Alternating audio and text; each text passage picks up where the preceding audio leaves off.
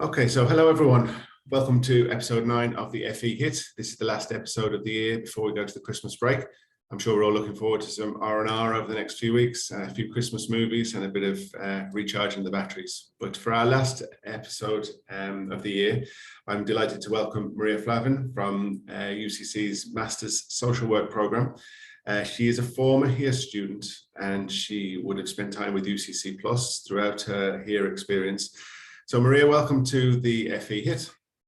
Thank you. Delighted to be here. It's great to have you. I suppose the theme of the chat is really going to focus on H.E.A.R, the higher education access route, and the fact that that provides supports to students when they begin their education, when they begin their degree program. So I suppose, do you want to just tell us what H.E.A.R was for you and the benefits and the supports that you gained from being a H.E.A.R student? Yeah, I guess there's loads of different kinds of supports. Like there's like the financial supports. So as part of the H.E.A.R program in UCC, which would be UCC Plus, which is now the Plus program, we would have gotten a bursary, and that would have kind of helped out with kind of college kind of expenditures every year. But there's also, apart from all the financial side, there's a lot of support there, which I kind of didn't know until I was in there, kind of how much I needed. So like we had a support officer throughout our years in college, and it was just someone to go to if you had questions, or sometimes you can get into a rush with like exams and assignments, and you can start to be like, oh, maybe I'll defer the year, or maybe I think in final year, you hear of people like quitting in final year. You're like, no. And then I was in final year and I was like, maybe I will. But it was being able to like go to someone with those, because yeah, it can be overwhelming, but I think it's just having someone to talk to and like just the support there to work through it and go, oh no, actually I'm doing great. Like I was doing absolutely fine. It was just my own negative self-talk really. So that kind of support, even emotional support, was really fantastic. They also were really good at kind of like encouraging me to do loads of different things. So like they would have put me in contact with a lot of different like employment opportunities and volunteer opportunities in the college as well. So it started off that I was volunteering with the Plus program, doing orientations and like the homework clubs. And then I started doing some kind of ad hoc work for them. And then through that, I started working for, I think it was at the College of Medicine. I did a few jobs, and then I did a few jobs for admissions, and then I did a few jobs for careers. So it's kind of like they definitely want students to do well, and you feel that, they want you to do well, and they're there to support you in any way that they can. I think like also on campus, which is really, really handy because campus is so busy, that they have like a study room just for H.E.A.R students. So you can do your printing there. There's a few computers as well if you don't have a computer, that you can do your assignments and stuff. And just having that space, because it wouldn't be very busy and it's very quiet, which is much needed when like the bool is always packed. I guess the year that I felt the support most would kind of be my final year of college, because it was a really tough year for me, well, academically and personally as well. I actually lost my brother in my final year of college, and that was really, really difficult. And the kind of supports that they gave me, it was even, I actually deferred some of my assignments to the summer, and it was kind of saying, okay, this is where you're at the moment. How can we make it so that you can get through the end of college? So I was able to defer some assignments, and I did my dissertation then the next year, but it was even knowing what forms to fill out and how can I apply for the student assistance fund the next year to help support me with that. Because, you know, your head would be all over the place, but it was just having someone that knows what you need to do and to kind of help you where you're at, if that makes any sense. Yeah. No, I mean, the trauma of a bereavement at any point, let alone when, like you say, after the culmination of 3 and 4 years of toil and hard work and just A lot. it's huge pressure. And the support officers then, you started off by saying that they're accessible, they provide that you can go talk to them, work things out, and so on. And you had a team of support officers, or did you have you go to someone that you would stick with throughout the course of study? How did that work for you? So I had one support officer, Maeve, for my first year, and then Evan was my support officer for the kind of rest of the years. And they, I think as well, because like I'd go there so much to do like my printing or my assignments and stuff, they'd always check in on you anyway, but you could be there.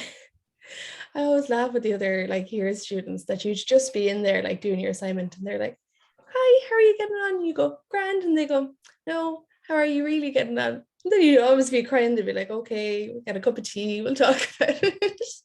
But it was like you always knew that you could go to them, even if it was like the silliest thing that you were kind of getting worked up about. If you thought it was silly in your own head, that they were always really supportive.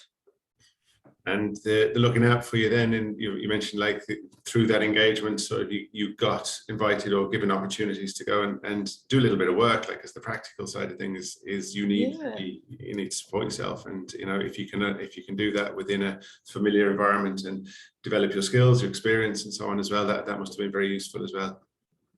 Definitely, and like that really stood to me when I went to apply for like other jobs, because I'd only kind of had like small kind of ad hoc I hadn't had like a proper part-time. I actually couldn't find a proper part-time job when I started college, because I had no experience, and then you need experience to get experience with that stuff. I'd kind of had ad hoc things for like a week or so, kind of doing events and stuff, but that kind of got me started getting experience, so then I could get those part-time jobs. And it was because of the experience I'd had, even like volunteering and stuff in first year, that I was able to get a part-time job on campus in the student centre then for my second year, which was great. Great. And in terms of your educational process, that you're focusing there on your degree, but your educational journey is continuing. So where have you been, and where are you at the moment? It's been a bit of a whirlwind, and I think that's like a main thing for like students to remember, being like you can change your mind, and that there's so many options, because I think especially when you're doing your leaving cert, now it's really important, it is, but it's not the be all and end all as well. Like there's other ways to go about things. So when I was doing my leaving cert, I initially put down nursing, which I think it would have been grand, but then I changed my mind and I put down international development, which is, it's kind of like it's quite a broad course, but it deals with stuff like poverty, gender studies, kind of food policy. I did a bit of public health, those kind of stuff. So that would be looking at working for like NGOs, or maybe going to research, or government institutions and kind of stuff like that. So really, really enjoyed that course. And then through that course, I actually got to go on placement for 6 months to Sierra Leone, which was really, really great opportunity. And we were really lucky because at the time we got funded by the Irish Aid for some of it. And then I was able to get support from the organization I was working for. But so then through like my work experience, what I was doing with Troca was I was doing kind of communications and social media and that kind of stuff. So I was then going like, oh, I actually really like this area. I'll give that a try. So then when I finished my degree, I actually went and did a digital marketing internship. It's very different to my degree. But then I was like, oh, maybe I could tie it together. And then after a summer of doing that, I do like that area. But do you know what? I actually kept missing the work I was doing in the Plus program office, because I would have done work doing like outreach and homework clubs and the different events we had on campus. I missed that so much, and I was like, oh, maybe I'll go back into education. So from doing digital marketing, I then went back and I got like an admin job for a college in Dublin, which I really liked as well. But because it wasn't a student facing role, then I was like, oh no, and I couldn't really put my finger on it. And over the kind of years, I began thinking, okay, do I want to go back to college? Because it wasn't really what I wanted to do, and what I wanted to do was something like what I had already been doing. So I ended up kind of toying around different kind of ideas, and I came across social work. And even from like the job descriptions, I was like, that's exactly what I want to do. So it was actually, I'd been thinking about it for years. I'd actually started my application, I don't know, maybe 2017, when I went back onto my portal to apply there. What was it, like a year, 2 years ago? I actually saw my application was still there. I see how long I was putting it off. So then, because I didn't have like a social science undergrad, I did the H.E.A.R diploma in social policy for a year, which was great last year because I had no social life because of COVID. So I had loads of time to study. And then from the H.E.A.R diploma in social policy, I was then able to make an application for the Master's in Social Work. And here I am after a bit of a going around the block and trying different circuitous route to get to, but it's where you want to be. And I think that's the key message for students and the students here in the further ed colleges grappling with the choices and deciding whether this is the way to go. But it's good to know that you can figure that out as you go along. And there's, everyone's got their own pathway and their own journey, and it's okay to figure that out as you go along. And it's all learning, and it's all part of that journey. So yeah. And talking about your journey, it's actually brought you all the way back to UCC and to the Plus program, and you're back working with the team there. Yeah. So I'm working part-time in the office with the outreach team. So it's mainly primary school outreach this year, but I would have done stuff with kind of secondary school and kind of the orientation for the H.E.A.R students as well. But I really enjoy it. And we recently had our Professor Fluffy bookmark. You probably saw all the bookmarks in the office. I know Professor Fluffy quite well at this stage, yeah. So. Which is great. And I love the program. I love talking to students, especially like the really, really young ones, when I don't know, I think they have such great belief in themselves as well. A lot of them when they're really young, and we kind of lose that, because even if you think about when you ask kids what you want to be, and they're like, oh, I'm going to be the president, and they have all these like really grand ideas, like, and then somewhere along the way we start saying, oh, you couldn't do that, oh no, you can't be doing that. So it's really refreshing in that way. And then I guess then in other ways it's kind of nice for students to be able to kind of look up to you. It was a few years ago, I was doing like games with some primary school students, and they were doing like, oh, what they want to be when they grow up. One of the students was like, I want to go to college just like you. Got so emotional. But Oh, it was really sweet. But it's just the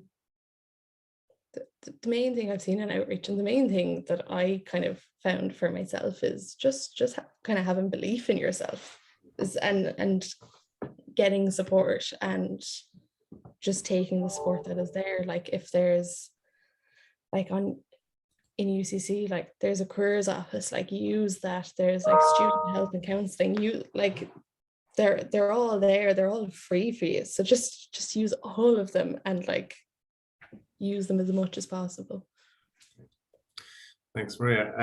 So just coming to the end of the chat, and what we normally do is ask a few quick questions of people to sort of to find out a bit more about them. But I feel like we've been talking and we've learned a lot about you already. Like you've given us a really honest and informative and just inspiring kind of journey as to what people's experiences are, and the thought process that goes on. So thank you for sharing that. But I'm still going to ask you the 3 questions. So, so the first question: what's your favorite movie? Do you know, I actually saw this question when you sent it on to me, and I was like, will I give something really like thoughtful and like thought-provoking? No, I'm just going to give you my honest answer, which is The Princess Diaries, which is my favorite childhood movie. And that's all I could think of. I was like, oh no, give something like, I don't know, Some Oscar winning, some kind of something Oscar winning, something like adult. I was like, no. Yeah. I have the fondest memory of watching that. It was like in a tent when I was a really small kid, but the tent was indoors, and I was watching it on my TV in my room. And yeah, no, Brilliant. and I think it's just that association. It just makes me so happy watching. Well, I hope you get time over Christmas now to get it in for over the couple of weeks.